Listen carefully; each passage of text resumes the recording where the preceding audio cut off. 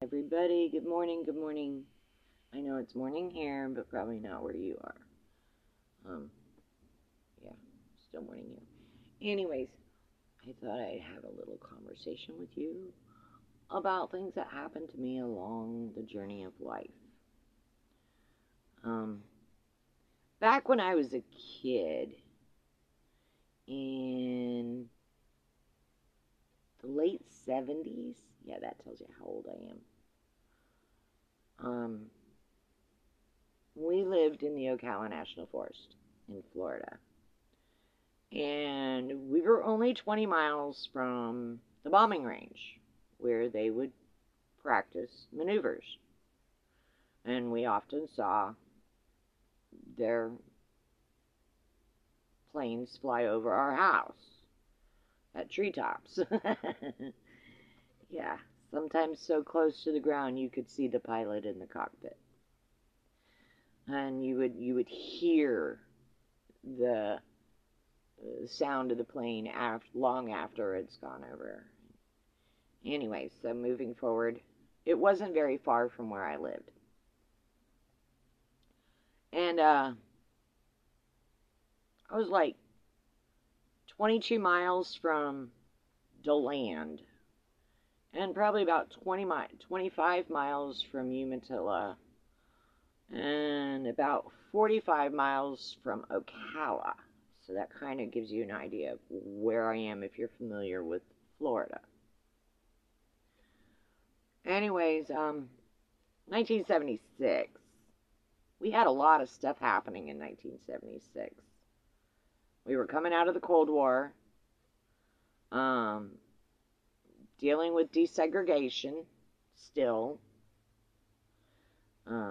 If you grew up in the South, you know what I'm talking about. And then we had this thing with all the rocket launches with NASA wanting to go to the moon and all of the stuff that was going on. Anyways, I kind of lived a relatively normal life up until that point.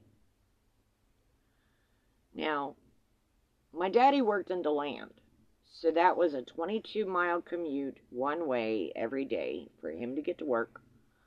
And we would go to school in DeLand.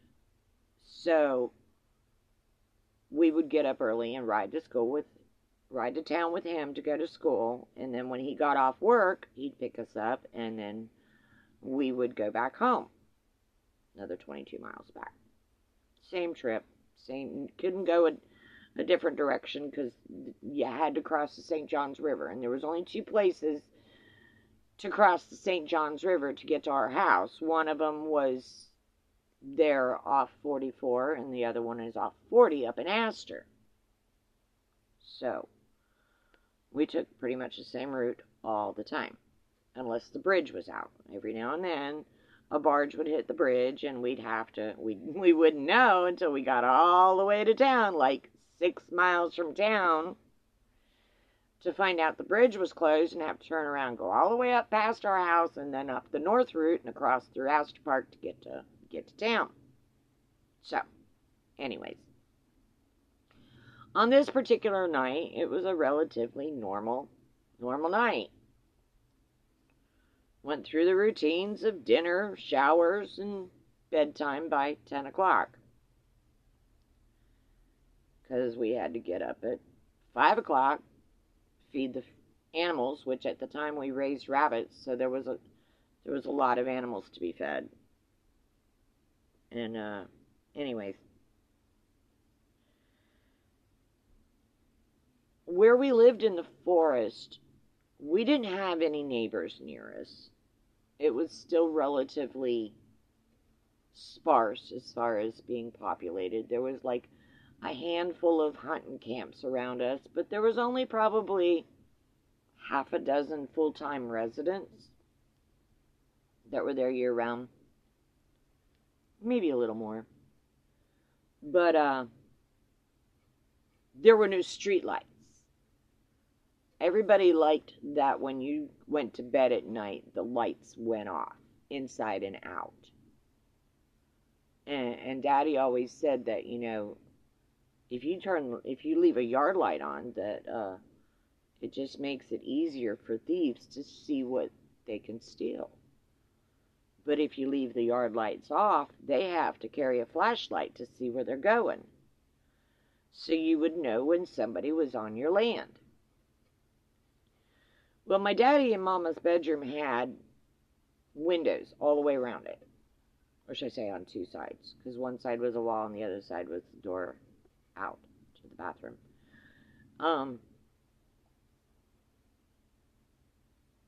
And because it was dark out, they never closed their curtains at night. And this one particular night, we had all just gotten into bed. It was relatively early. It was probably about 10:30. And all of a sudden, it was so bright outside, you could read a newspaper. Well, Dad freaked out, jumped out of bed, got us all up. Now, so when I say all, there was my mom and my dad, my two older brothers, and my older sister. And when I mean older, my youngest brother is 8 years older than me. So in 1976, that would have made me 10 years old. And I remember this like it happened yesterday. I'll never forget this. Anyways, Daddy's like all freaking out because this light, it went over the house.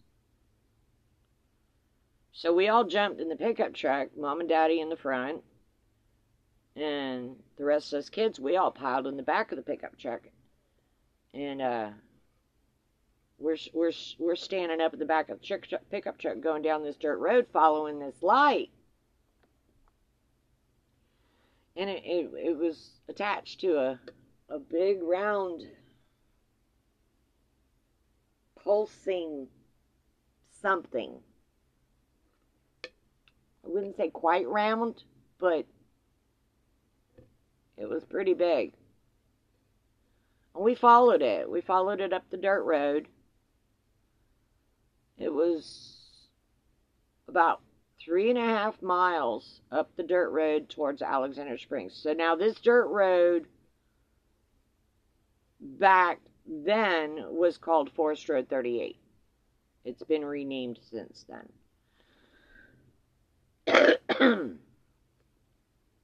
So we followed the light up the road until we ran into a traffic jam. Now this road is a dirt road, 5 miles long, with just enough room for 2 cars to go down it. No sidewalks, just empty space on each side of the road so that if a tree fell, it wouldn't fall into the road. Okay? It was a traffic jam. Not only was the road packed with cars, but the sides of the roads was packed with cars. Who are these people? I'm 10 years old. I'm looking around. I'm paying attention. Who are all these people in the middle of the road in the middle of the night? Well, we don't get traffic out there, especially not at night, unless there's a forest fire. And that's what the people's biggest concern was that the forest was on fire. Because we couldn't tell exactly where that light was coming from.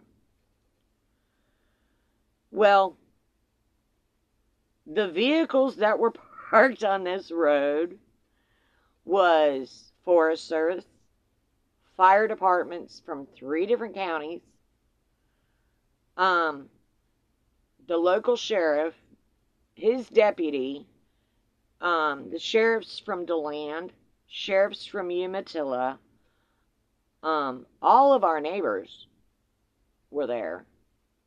As a matter of fact, if there's any that are still alive today, you could ask them. But, they remember this. People remember this. The people that were there, they have not forgotten. But what we saw was this big, huge, pulsing light. Whatever was projecting the light landed in the swamp. It landed between our road and Alexander Spring Creek, which is only about a 2-mile stretch between the road and the creek. And the area where this thing landed was so thick with palmetto bushes and swamp that you couldn't have even gotten a hound dog in there. But it went down in there, and it didn't crash. It landed. And it didn't just turn its light off. The light went from bright to dim repeatedly, pulsing almost like a heartbeat. Like somebody took a dimmer switch and was turning it all the way up and then all the way down, and then all the way up and then all the way down, and then all the way up. You know what I mean? It just pulsing, bright, dim, bright, dim. And it was a white light. It wasn't really colored. And everybody was all running around trying to figure out what it was. Now here's the kicker about that night. I don't remember going home.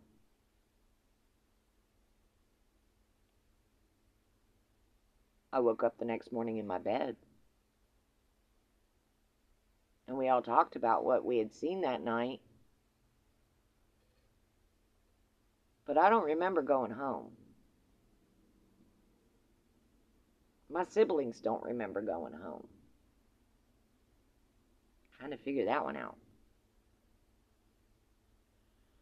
Well, my daddy became a member of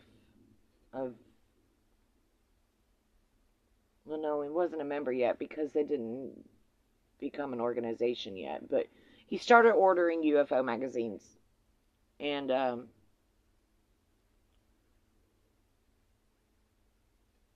one of my daddy's friends worked for the Air Force.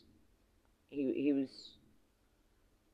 was active duty, and he worked on the Air Force base at the bombing range.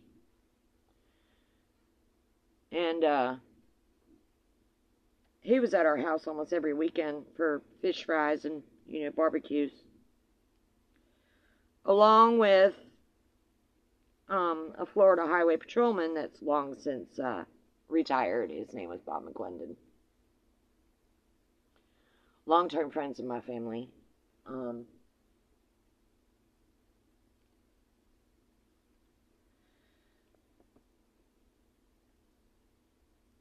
My dad's friend that worked at the Forest Service, we'll call him Dave. Just ignore that. Dave, all of a sudden, he had been talking to Daddy.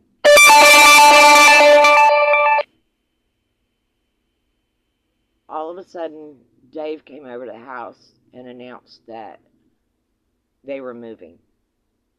They were moving out of state. Dave, out of the blue, chose to give up his military commission. He had put in 18 years with the Air Force. And he retired early because of what was happening in Central Florida. He told my daddy that he got followed to work, but he doesn't know by who. The road to the bombing range is a pretty much straight road, a dirt road, that it's like the trees are cut back away from the road, like I said, so that if a tree was to fall, it wouldn't land on the road. So there's this big, wide, empty space on each side of the road, and then a road, and it's a straight road. I think it's about 6 or 7 miles up into the bombing range. And he said, I was going to work, and all of a sudden there was a car behind me. He said, I don't know where it came from. It was just there. Just this little 4-door sedan. I think he said it was like dark blue, like a navy blue. And he said it followed him at a decent distance. It didn't get really close to him, but it followed him almost all the way to the main gate to get into the bombing range. He said at the last minute when he looked up before he went through the gates, that car was gone. Not pulled over, not turned around, just gone. It had followed him all the way to the main gate and then just vanished. And he said if that wasn't bad enough, that day after work, Dave was on his way home, and he stopped by the local post office in Umatilla, where they lived, to get his mail. And all of a sudden, there's this car in the parking lot at the post office. And it had pulled in right next to Dave's car. Dave went in, got his mail, and the guy driving the car, this was the first time Dave got a chance to actually get a look at the guy. He said he didn't have any earlobes. He said that was the first thing that freaked him out. And he said the second thing that freaked him out is he was hearing words come from this thing, but it wasn't moving its mouth. It's like it was communicating with Dave through ESP. And it showed no emotion. No human emotion. No smile. No facial expression. Just stone cold. And Dave wouldn't tell us what the message was from this entity. But whatever it was scared Dave so bad that he resigned his commission from the Air Force, packed up his family, and moved to Rock Hill, South Carolina. Or North Carolina. One of the Carolinas. He moved to the Carolinas. He just literally said, nope, I'm out of here, and left. Well, before he left, he gave my dad a file. He says, don't tell anybody where you got this file. Well, I never got to see the file. I got to see a glimpse of it, and the only part that I saw was top secret on the top of the file. Well, I have that file. I inherited that file after my daddy passed away a few years ago, and I finally got a chance to sit down and read that file. What that file is, because I still have it, it's the evidence from Roswell. Yes, the evidence. It's the top secret documents signed by Harry Truman and his prime directive that created Majestic 12. If you know anything about aliens and UFOs and all of that, you know what Majestic 12 is. And in these documents, actually, I have a list of those domestic 12 agents. And by the way, Alexander Trump was one of them. Guess who was the other one? One of the other ones. John F. Kennedy. Kennedy knew. Kennedy knew everything. Kennedy was going to expose them. I laugh, but it's not funny. It's not funny. He lost his life because he was going to tell the truth to the American public. They didn't want him to speak. Anyways, here's this little thing about that document those documents, because it's a file. It's that thick. I have a file of documents. Not only was it about the Roswell crash, the initial crash, it was also about the second crash site. Yes, there was a second crash site.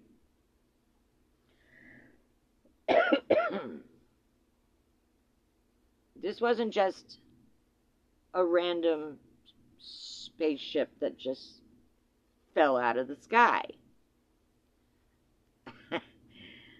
Actually, it turns out that it was two spaceships in a dogfight. Two different alien entities. They're fighting over Earth.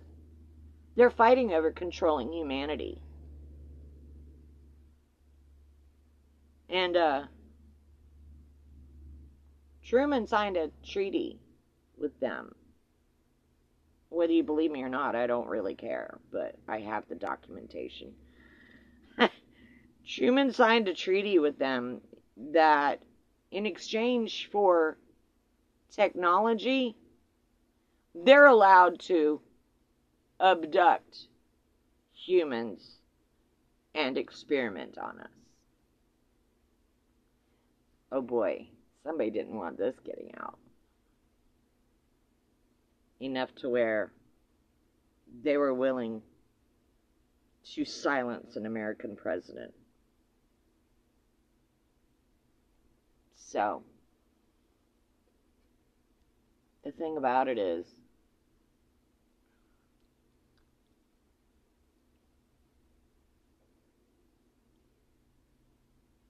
this wasn't just an American president issue.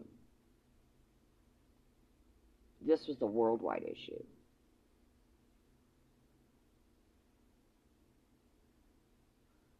We were coming out of the Cold War. The Soviet Union was also dealing with weird objects dropping out of the sky. So was China. Other countries were experiencing their own significant issues of trying to figure this out. And everybody's all freaking out. Oh, are they the Russians? No. They're not the Russians. They're not the Soviets. The documentation I have literally describes not only the spaceships, but the entities that were on board, and the entities that actually survived the crash.